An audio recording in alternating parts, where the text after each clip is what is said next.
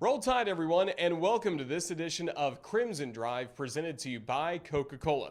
This is Roger Hoover. Great to be with you from the CTSN studios, and we're glad to start our Thursday edition of Crimson Drive. If you just missed it earlier in the week, we had our Tuesday edition getting you set for Alabama against Miami, and now we'll always have the show as well on Thursdays, streaming live at 2 p.m. Central right here on the Crimson Tide Sports Network Facebook page. Our friends at RJ Young delivered us this smart board so we can use the RJ Young smart board for today's headlines that are, again, presented to us by RJ Young, the official technology solutions provider of Crimson Drive.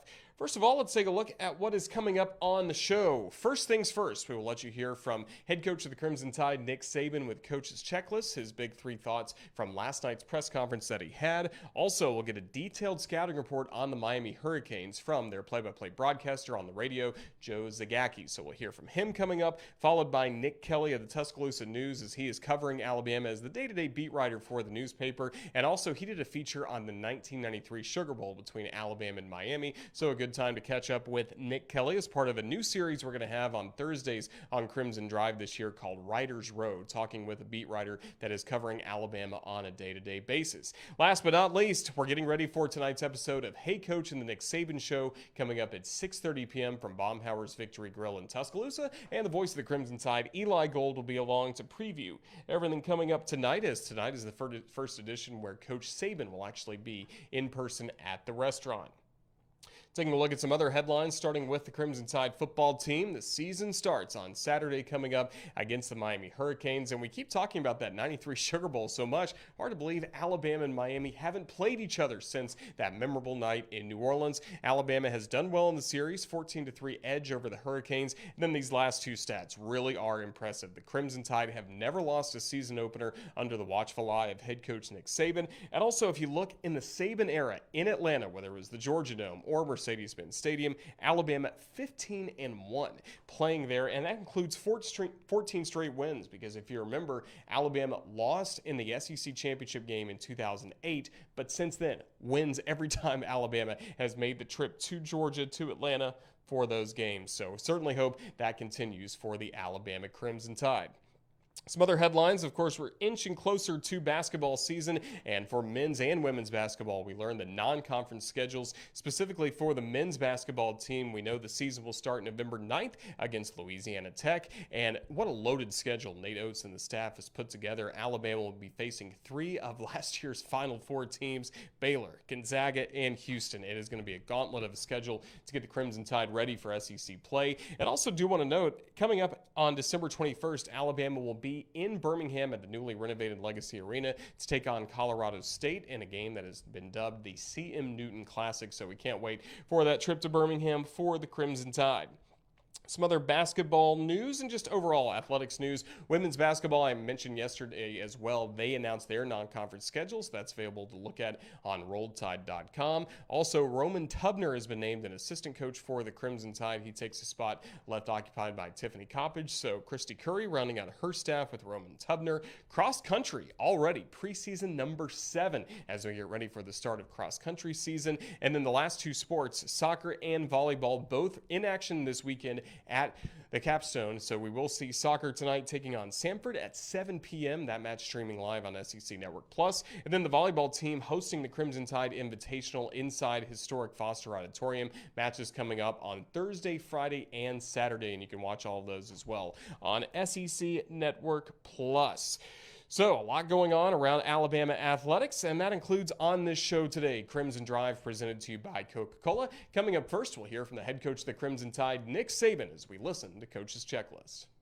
We're obviously looking forward to the first game. I'm sure the players are very much excited about having a game to play, trying to create an identity as a team, create value for themselves individually, for how they compete, how they play. I think the big thing, which I've said before in first games, is you got to be able to play the next play. Sometimes unexpected things happen in first games, things that you weren't prepared for. So I think it's really important that everybody can keep the right mindset. I also think that, from this time on, mental focus, mental practice, mental preparation is really a big part of eliminating errors in a game. We can't practice that much more on the field, but we can practice a lot mentally, and I think that can have a huge impact on, how we can play and how we get off to what we hope is a very good start against a very good Miami team. Yeah, they're very aggressive, in the way they play. Run a lot of corner cats. They play a lot of clamp coverage. Not that I expect anybody to know what that is, but their corners can be very aggressive, and they play very aggressive in the back end. They play man-to-man, and they're very aggressive in their style on defense. And I think, that's contributed to their success in the past, and we're going to have to do a good job of executing against some of the pressure things that they do, so that, we eliminate negative plays, which is what they're trying to create. Well, I think, some of them have done really, really well, and some of them have to be a little more consistent. And I think, it's a development process for young players to consistency and performance is really what defines success. And I think, sometimes they're not sure what they're doing, so they're not playing fast. Sometimes they get impatient and cut things short. But they also have showed that they have, a lot of upside in terms of their ability to make a really positive contribution to the team. So it's going to be a little bit of a work in progress. And I think with all these guys, you're going to see some very bright signs. And I think sometimes, there's going to be things that we can identify that we still need to work on to help their development. All right, you've heard from the head coach of the Crimson Tide, Nick Saban, as we get ready for Saturday, Alabama against Miami. And it's time to learn a lot more about the Miami Hurricanes. And this is the debut of the other booth here on the Crimson Drive, here on the Crimson Tide Sports Network, as we always like to visit with the opposing announcer. You, of course, know Eli Gold is our play-by-play broadcaster for Alabama football here on the network. But now let's meet Eli's counterpart at all these different schools, starting with the Miami Hurricanes, and someone that's been on the radio broadcast for over 30 years for Miami. 20 years, I believe, as the play-by-play broadcaster, Joe Zagacki, and he has a lot of opinions on Miami football, a lot of great insight on the Hurricanes as we get ready for the season opener between the Tide and the Canes. It's game week. We're ready for football. How's everything going in South Florida? So far, so good, Roger. Very much looking forward to seeing the Crimson Tide in Atlanta. Yeah, tell us about the offseason for the Hurricane football program. Had some good moments last year, but what is Coach Diaz really building towards for this season? Well, the whole offseason really revolved around the health of De'Ara King. Would he be healthy for this game? Of course, he suffered the knee injury against Oklahoma State, so that was probably the number one priority. The second priority was a restructuring of the defensive staff. Coach Diaz takes over the play calling for the defensive side of the ball, so he's the head coach and the defensive coordinator. So those were the two biggest priorities for the University of Miami. And then going into camp, obviously, De'Ara King's health and rehabilitation. So far, so good with that. And I think the biggest priority for Miami on defense is becoming a much better team stopping the run. They were not good at stopping the run a year ago. And so that was a problem area. Hopefully, Coach Diaz has been able to address it going into this game. Yeah, you mentioned all eyes have been on De'Ara King. Just what have you heard or seen at practice so far? Is he as explosive as he has been before? Because we know he can be really improvisational, can really be a dynamic quarterback. I think he looks better today than he did at the end of last year. I think that if you look at De'Ara King right now, and maybe Alabama will have something to say about this, but you would not know that he had knee surgery. There is no limp. He doesn't wear a knee brace. Doesn't wear anything around his knee. Now, maybe he will on game day. He runs with authority. He throws the ball very accurately. He's been an inspirational leader. And at this point, going into the Alabama game, I think he is the least of Miami's worries. What can you tell us about some of the dynamic playmakers around him, especially the skill players? Yeah, so Mike Harley comes back to the University of Miami. Harley's one of those super seniors that comes back for the Canes and had a really good year last year. Harley is from St. Thomas High School right down here in South Florida. Had 57 catches last year, 7 touchdowns. He's probably Miami's fastest player and maybe the guy that I would most compare to Kadarius Toney, who played for the University of Florida. I think Miami needs a player like that, and the guy that most closely resembles that probably is Harley. Charleston Rambo comes in as a transfer portal player from Oklahoma, gives Miami speed and size, a guy that will fight for the ball. down the field, a guy that can take the top off the defense, a reliable receiver, played 36 games for Oklahoma. Keyshawn Smith won the starting spot. He is a second-year freshman from San Diego. I think he's a guy that can do a little bit of everything for Miami. Can catch the bubble screen, can catch the ball at the intermediate level, has really good speed down the field. Those would be Miami's top three receivers. Will Mowry, a tight end, looks like a tight end is supposed to look at Miami. 245 pounds, 6'5", big frame, big target, very reliable hands. In the backfield, you're looking at Cameron Harris and I think Don Chaney. Those two are the top running backs for Miami. Harris last year ran for 600 yards. Chaney, I think, is Miami's best all-around running back.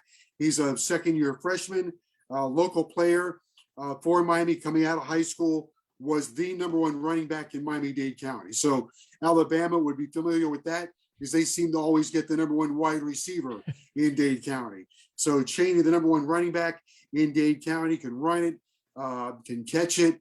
I think those guys make up the bulk of the receivers and playmakers that will be available to Derek King. What can you tell us about offensive coordinator Rhett Lashley and the style he brings to Miami? Yeah, I think Rhett Lashley is a great play caller. I really think he's good at that. I think some guys are better play callers than others. I think it makes it a lot easier to call plays when you have a dynamic quarterback and have really good weapons. But I think one area that Miami has really struggled with in this decade, while Alabama's been rising and Miami's been trying to find their footing, is I don't think they did a good job with the spread offense. I don't think they did a good job with the spread on offense or defending it. And Manny Diaz has really tried to adjust his personnel to that. And I think Rhett Lashley has brought the up-tempo offense. He's brought the spread. I think players on the Miami roster have responded to it. I think the players in recruiting are responding to it. Miami brought in three of the top receivers in Dade and Broward County, I think, because of this style of play. This is how they play in high school. This is how they want to play for the University of Miami. So he has brought that he's brought that style to Miami. He's a good play caller, very solid coach. I think they'll probably have a hard time holding on to him down the road. But Miami last year averaged 439 yards a game. They averaged 34 points per game. I think to be great in college football, you got to be around 500 yards and 40 points. I think they've got a chance perhaps to get toward that this year. What's the strength of this Miami defense? Yeah, I think it's going to be in the secondary. My concern is going to be their front seven. The strength of a Manny Diaz defense is always creating havoc and getting negative plays. And of course, their turnover chain. Last year, Miami they averaged 11% of their plays ended in a tackle for loss. So that's pretty good. They've got to continue down that road. Miami had 30 sacks last year. I don't think they took the ball away enough. They were positive in that category, but they took the ball away only 16 times. Their secondary is going to be led by Bubba Bolden and Gervin Hall. They're experienced players. They've been in the program for 3 years. Amari Carter was moved from safety to striker. Carter and Frierson, Hall and Bubba Bolden kind of give them interchangeable parts. Guys that can drop down in the box, can play the run, and also play the pass. On the corner, Tyreek Stevenson comes in as a grad transfer from Georgia. He gives some really good size in the corner. DJ Ivy will be his fourth year starting. And then Takori Couch is a third-year sophomore for Miami. Came up with a lot of big plays last year, earned a starting spot, not afraid to take chances. In the bowl game against Oklahoma State, it was something big was happening either for Miami or for Oklahoma State. They went after him a lot. He had 9 tackles. He had a bunch of penalties. So that might be kind of an exciting part of the game. And then the front seven, I think Miami's got to be better there. But like everybody else in college football, trying to find that right balance of putting pressure on teams, but also don't give up big plays. Joe, how have you seen Manny Diaz continue to grow into his role as head coach? And like you mentioned, now the defensive coordinator, along with all of his responsibilities as being the head coach. But what's his personality as a coach? Yeah, he's a problem solver. He's not afraid to solve problems. A couple years ago, Miami's big problem, hard to believe, was special teams. They couldn't punt and they couldn't make a field goal.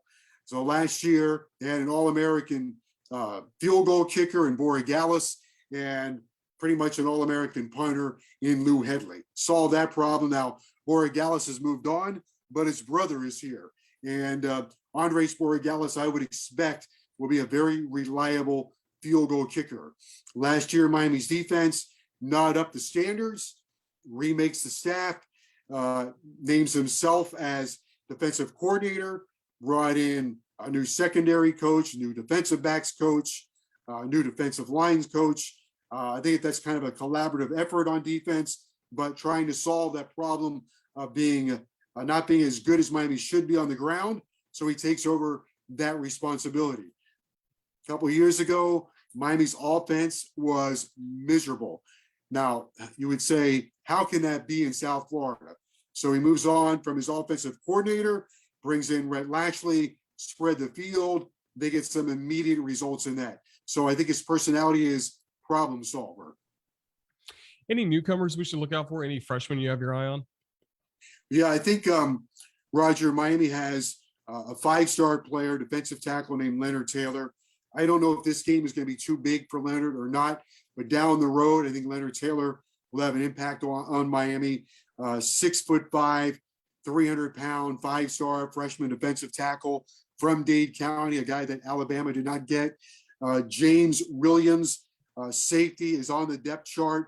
He's from American Heritage High School, 6'5", 225-pound safety, really gives Miami a player with length and size and physicality. And then three receivers, they brought in all freshmen again. I don't know if they'll have an impact in this game or not, but Romello Brinson, really nice looking player, along with Brashard Smith and Jacoby George. I think all three will contribute. They've got a tight end, Elijah Arroyo. He's going to wear number 80. He's on the depth chart. He's going to play against Alabama. 6'5", 235-pound tight end that just looks like a bulldozer, guy that can, I think, help Miami in their run game blocking, but also gives them another guy in the pass game as well. Anytime we hear Alabama and Miami, we think back to January 1st, 1993, the Sugar Bowl in New Orleans when Alabama defeated Miami. And of course, wait a minute. Time out. You might think of that. We think of January 1st, 1990, Miami beat Alabama for the national championship. You may think of that game. Down here, we have amnesia. Yeah, recency bias with a few years later. But let's talk about both those games then. First of all, what do you remember about the game Miami won and then the game Alabama won a couple of years later for national championships? Both great matchups. Yeah, the game Miami won, Alabama had a very good year that year, but they lost to Auburn. And of course, in those years, the bowl games were set up early. They made deals in November. So all the matchups were set second week of November. Miami knew they were playing Alabama. The Bulls would make their deals and cross their fingers that their matchup would be a great one. So Miami played in the Sugar Bowl New Year's night. Craig Erickson had a great night. Miami's defense with Russell Maryland and Cortez Kennedy did just enough to hold Alabama down. Miami eventually wore Alabama down, won that game. At the same time, the Orange Bowl game was going on. Notre Dame beat Colorado. That knocked Colorado out. Miami had already beaten Notre Dame to end the season. Of course, that opened the door for Miami then to claim the national championship. The one in 93, I have no recollection. No, well, we all remember that just Miami could not get anything going. Mm-hmm. There was a lot of pressure put on by the Alabama defense all night long on Gino Torretta. Of course, the most famous play, Lamar Thomas running down the sideline, George Teague taking the ball away from him, and Miami did not have an answer for Alabama's defense that night. Hurricanes spread offense, great weapons. Gino Torretta, Heisman Trophy winner, but had a tough night connecting with his receivers. And Alabama really was the more physical team. They overwhelmed Miami when it mattered the most during that game. Well, that was certainly some great matchups from the past, but now we're getting ready for Alabama against Miami on this September 4th. And beyond this game, Joe, when you look at the rest of the season for the Hurricanes, what excites you the most about this Miami team?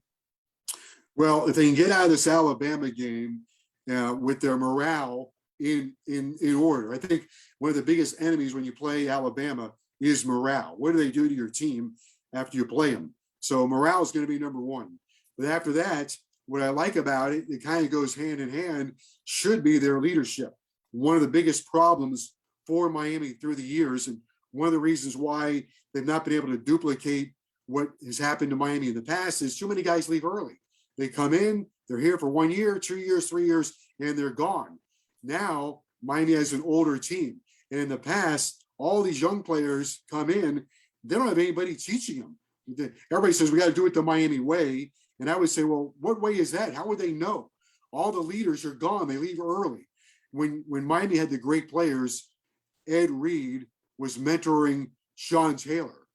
You had Russell Maryland mentoring Warren Sapp. Well, over the last 10 or 15 years, we have not had that luxury because it's been a revolving door.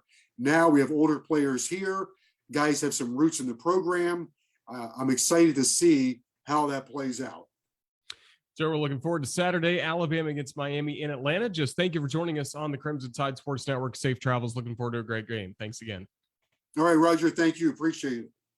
Joe Zagacki making sure we not only went back to the 1993 Sugar Bowl, but also the 1991 when the Hurricanes won a national championship. Again, it just goes to show you that these two programs have been among the elite in college football for a long, long time, and now we're excited for this matchup. Number 1 Alabama against number 14 Miami coming up on Saturday. We thank Joe for spending some time with us from South Florida before he makes the trip to Atlanta.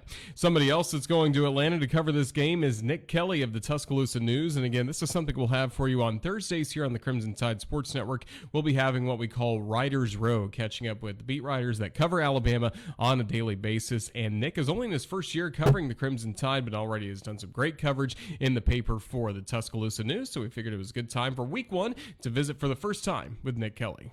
All throughout this season, we'll be visiting with writers who cover the Alabama Crimson Tide. So for week 1, we're going to start close to home with the Tuscaloosa News and Nick Kelly. And Nick, first of all, it's your first season on the Alabama beat. How are you adjusting the game week and covering the Crimson Tide for the first time? Well, man, I'm just excited to have football finally almost on the doorstep, because there's all this conjecture and talk and conversation. And it's just good to basically almost have something that actually, tangible to talk about. And so far it's been a whirlwind, but it's been a fun whirlwind, and something that I'm just enjoying being such a football rich environment so far. Yeah, since fall camp started back on August 6th, what have been the big things you've been keeping a close eye on? And have they answered most of the questions you've had to this point, or you still have some questions leading into Saturday? Yeah, I think there's a lot of questions just because there's a lot of new starters. Unlike this Miami team that has 19 of 22 returning at starting positions. But so for a team where there's just new starters, you don't know how they're going to gel. Even Coach Saban said in his press conference Monday, I believe it was, that he doesn't know what this is going to look like exactly until you get them in that game situation, until you see them in that setting where they're competing against other teams in a big stadium with a bunch of fans. And so still a lot of questions to see. And so really the biggest thing I think on my mind, as it is for most people, is what is this offense going to look like? So many different guys. You have a new coordinator. Yes, they keep their system, but it's still someone different calling the plays than Bill O'Brien. And so I'm curious to see how he is as their coordinator, how Bryce Young is. Obviously, most people think Bryce would be pretty good, and for good reason. But still, we don't know what he's going to be like as the starting quarterback. And so I'm really intrigued to see how that goes, how the offensive line gels, how the new receivers do. There's a ton of talent there, but you can win things on paper, but until you win on the field, it doesn't matter a whole lot. Where do you feel like Jaleel Billingsley kind of fits into everything based on what we've heard the last few weeks? Yeah, well, obviously, he's someone who has not done completely what he's supposed to be doing in terms of how he's handling himself, because Coach Saban has made sure to mention that in a few instances. Even today in the teleconference, he mentioned that as well, that it's up to him if he wants to basically see that time and reach that potential, because he has talent. He's a guy that just has ability, who is a very athletic tight end, and he can do a lot of great things, but it's a matter of him getting his responsibilities and just how he handles himself figured out per Saban. So it's something where, I think that once he kind of gets some of that figured out and he gets that just in that rhythm. I think that he could be a really good player for them. But for now, he's listed as the backup at tight end behind guys like Cameron Latou. And so we'll see if he can move his way up the depth chart as the season goes along. The defense really looks like a strength for Alabama heading into this season. What do you want to see the most from that group on Saturday? Yeah, well, I think most people are going to be watching a guy like Will Anderson. High expectations for him coming to year two, rightfully so. Great player. He should continue to build on what he did last year as a freshman. But to me, the defensive backs are going to be fascinating. You have a few replacements there with, Patrick Surtain going to the NFL. And so we'll see how, right now it looks like Jalen Armour Davis is a guy who's going to get the starting nod if he's healthy. He was someone who Saban said was banged up about last week, this time Wednesday. And so we'll see if he's healthy, if he's ready to go. But he is listed as the starter, so he's getting his opportunity. Of course, you got guys like Kool-Aid McKinstry, great name, great talent, and we'll see how quickly he can join this team and basically be a big contributor to this team. And so you've got a lot of guys at corner I'm curious to see, as well as at safety, because you've got like DeMarco Helms, who's been dealing with a sprained ankle. And Saban said that him and Jordan Battle were really doing well with each other, really working well off each other.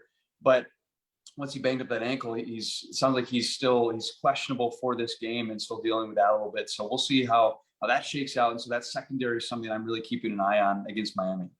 And also the linebackers, so much talent, like you mentioned with Will Anderson. You add in Christian Harris, and then in the middle of everything, Henry To'oTo'o. We kind of know what he could do at Tennessee. Now with all these weapons around him, it's coming exciting to see him on the field coming up Saturday.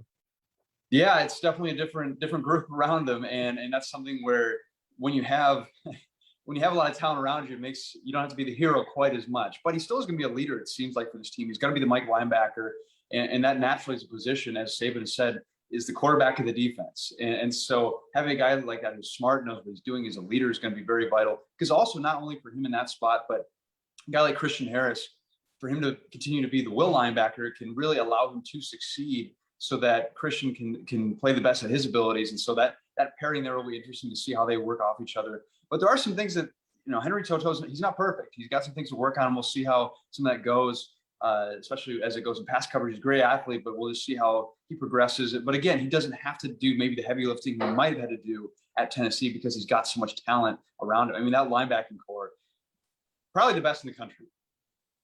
Yeah, no doubt. They're really bringing in a lot of talent for this year, trying to slow down a Miami quarterback in De'Ara King, who by all accounts is healthy. Just as you've started getting ready to cover this game, what have you learned about Miami the most? Yeah, well, as I mentioned earlier, they're experienced. They've got guys who've been there before, but experience does not necessarily mean success. It is nice to have just because they've done some things, they've experienced some things, but it doesn't guarantee success. And so it really starts with, again, like you said, King. If he succeeds, then they have a shot. But if he doesn't, it's going to be a lot of trouble for this Miami team. But they've also got just some new look guys on the defensive line because Miami's a team that is known for some strong defensive end talent. But they had several guys go to the NFL this past year through the draft. And so they've got to replace some guys there. So I'm intrigued to see what those new guys look like and how that battle is with the offensive line, because again, Alabama has talent there, but we don't know how that group's going to gel together because you've got guys who've been banged up like Kendall Randolph. And so we're going to see that group together to see how they do it. And again, I'm really fascinated to see how that matchup does because as we know, the game is won and lost in the trenches. Well, 29 years ago, it was Alabama and Miami, the last matchup we had. I know the Tuscaloosa News has had a lot of coverage looking back to that 1993 Sugar Bowl, and you were at the forefront of that. Just what did you learn about that game? What were some of the fun stories you uncovered? Yeah, well, I mean, that game was a big deal because it was kind of that transition between the Bear Bryant era and the new era of championships. And it was the first one. Gene Stallings was the coach. And not only that, but it was almost a battle of identities because you had Miami from South Beach. It's a very different culture than Tuscaloosa, Alabama. And of course, not only was it a different culture, but just that Miami team, they were loud, they were proud, they would tell you how good they were, and they were good. I mean, that was a great, couple of years. They had a dynasty of sorts, but they certainly like to remind people of that. And I think that was part of their success is they would just intimidate people. But Alabama was like, hey, we know we're good. We know what we're capable of doing.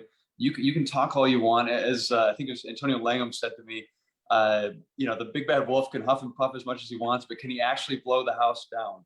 And Miami couldn't. Miami could not against that Alabama team that just really had a surprising day. Because it was one thing most people didn't pick Alabama to win, but not only did they win, they dominated. I mean, Miami, I think, didn't even score an offensive touchdown. So it was such a almost surprising, even for people who covered Alabama. It seems like, and obviously I wasn't around back then, but just everyone did not expect that result. And so it was such an impressive win, especially against a team that certainly thought they were going to win. And after that, I think they started talking a little bit less.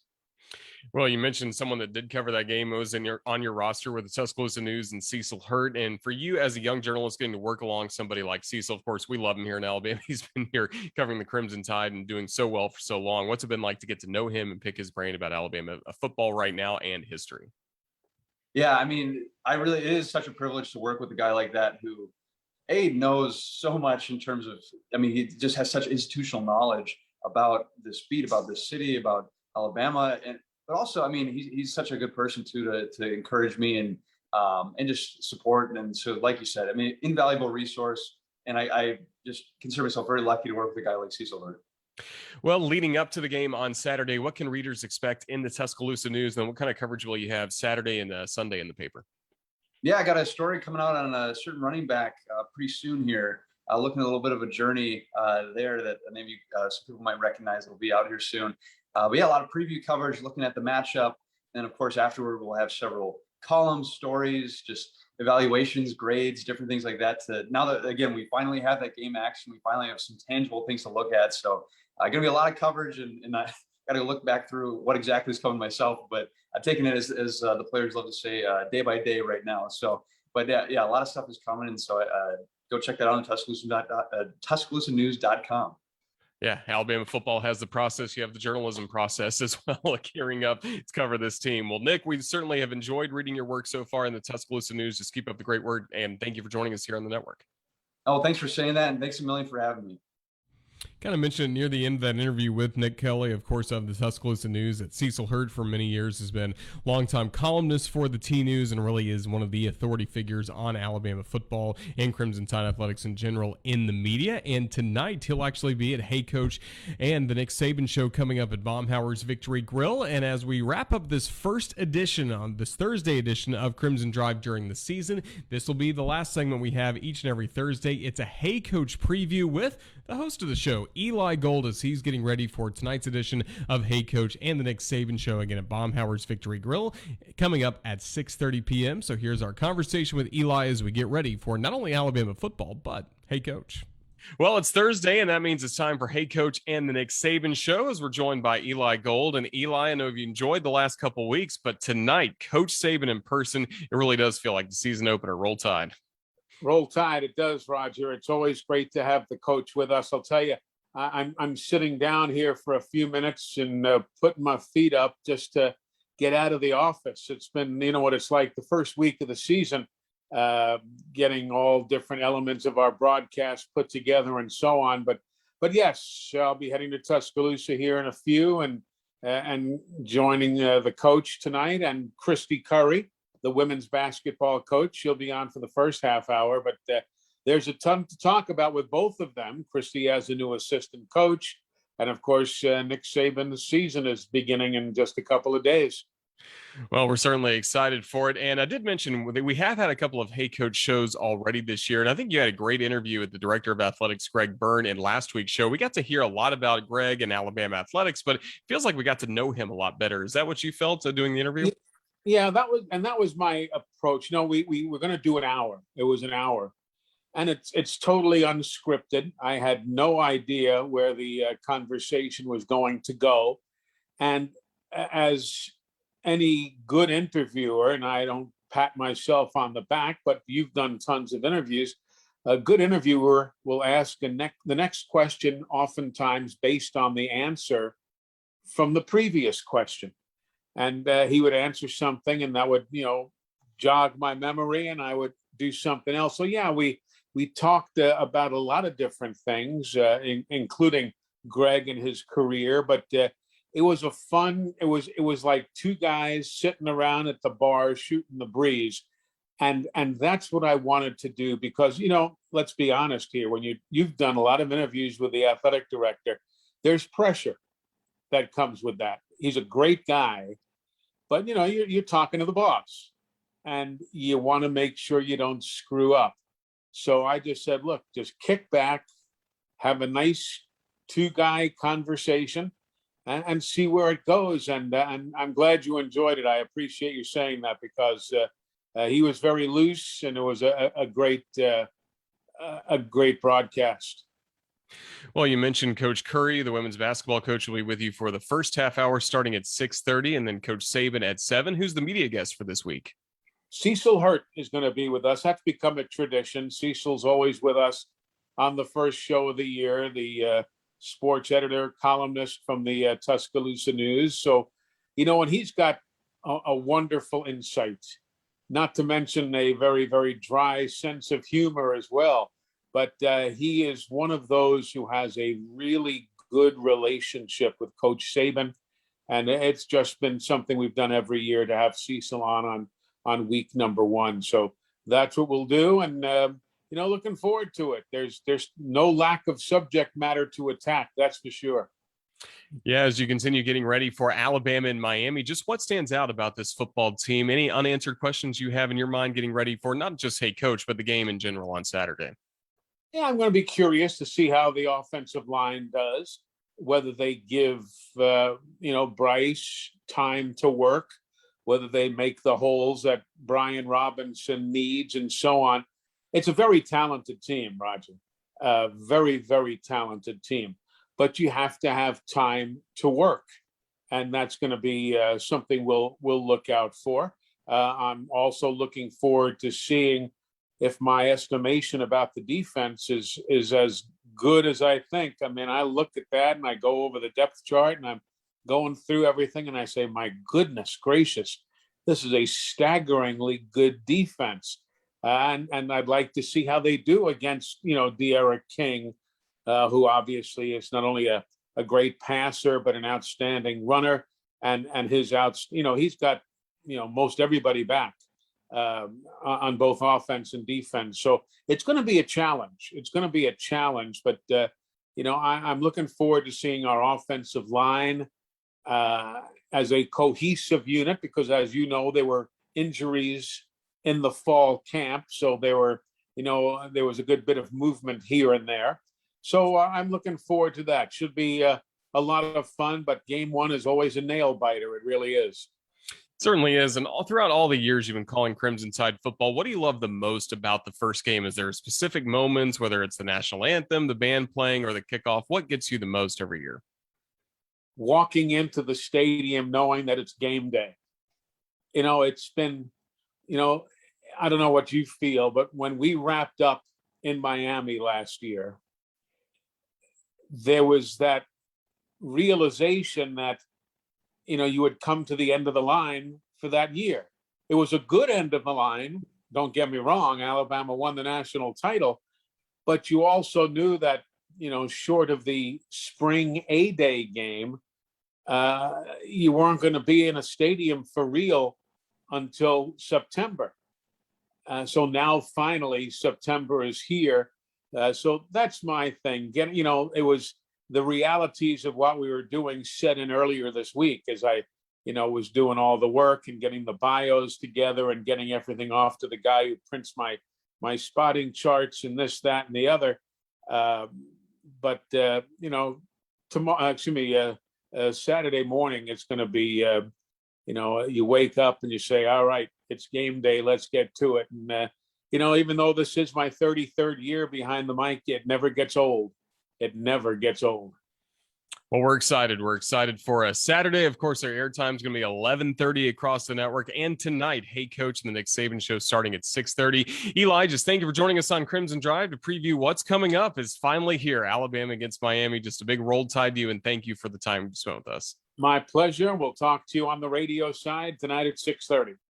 Well, we're certainly excited tonight for Hey Coach and the Nick Saban Show as Eli is fully prepared for the show tonight. And we'll go ahead and take a look at our weekend schedule. It actually does start with what's coming up later tonight from Baumhauer's Victory Grill in Tuscaloosa. Again, tonight, 6:30, it'll be Hey Coach and the Nick Saban Show as Eli Gold is joined by Christy Curry starting right at 6:30. Then Cecil Hurt from the Tuscaloosa News is the media guest. And then it's Alabama head coach Nick Saban in person at Baumhower's Victory Grill. And you can watch that streaming live on the Alabama Athletics Facebook page. We'll share it here, of course, on the Crimson Tide Sports Network as well. And it's available on radio stations all throughout the South. And don't forget as well, if you miss Hey Coach and the Nick Saban Show, it is available on the Alabama Insider podcast, available on all podcast platforms. Then coming up on Saturday, football. We have a football game, Alabama against Miami to begin the 2021 season. We will go on the air starting at 11:30 a.m. Central. Kickoff from Atlanta is at 2:30 p.m. Central, and so about 8 hours of coverage, all told, coming your way here on the Crimson Tide Sports Network starting at 11:30 a.m. on Saturday. Really looking forward to the start of the Crimson Tide football season, and then regardless of what happens between Alabama and Miami on Saturday, on Labor Day, Monday night, we will review what happens with Crimson Tide Rewind. That comes your way at 6 p.m. from Baumhower's in Birmingham with Eli Gold and former Tide linebacker Corey Reamer going through and breaking down the Alabama and Miami game, plus looking ahead to the next Saturday's matchup between Alabama and Mercer. Well, here on Crimson Drive, I didn't have it on the weekend schedule, but coming up next Tuesday at 2 o'clock, right back here on the CTSN Facebook page, will be streaming live. The show will be archived on YouTube as well. We will have another edition of Crimson Drive presented by Coca-Cola, really recapping the last game against Miami and looking forward to the game against Mercer. So a lot coming up. We'll be back with you on Thursday as well at 2 p.m.